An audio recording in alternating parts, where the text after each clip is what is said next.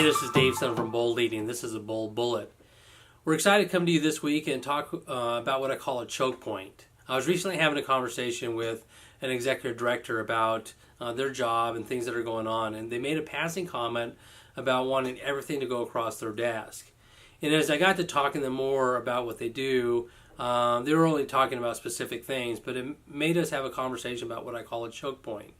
A choke point is when you have a person or a process that slows down the organization because everything or particular sets of things has to go through them for an approval process.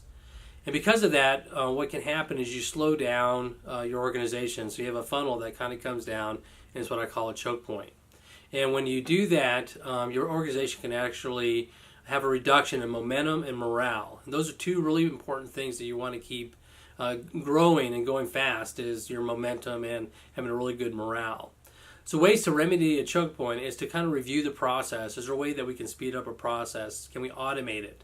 Are there things, extra information that we can add in there? Or maybe there's a set of 8 things that always should be moved forward and don't need to, and 4 that need more scrutiny.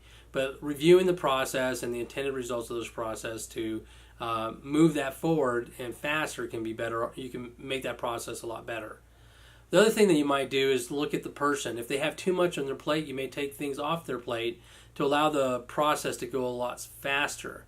The other part of that is you may take that particular decision process that's causing the choke point off of their plate altogether. Maybe some of the things that they're having to deal with and approve are just outside of their abilities and they just can't move fast enough. And so reviewing the person, their responsibilities, the process, whatever you need to figure out what can you do to make the choke point better.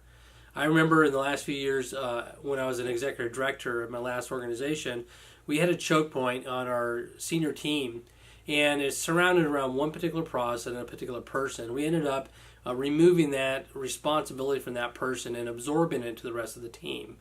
And what ended up happening is we were able to actually move faster, and people were willing to take on a few extra steps in order to move that process and for them to all be able to do it on their own.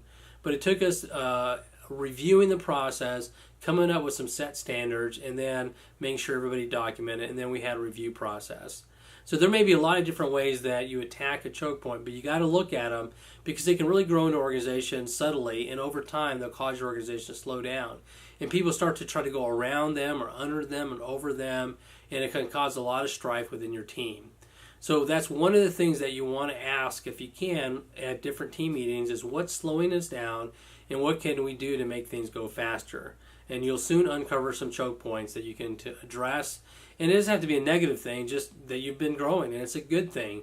And so try to keep it a positive conversation about how to make a fix with that choke point. This is Dave Senna with Bold Eating. This is a Bold Bullet.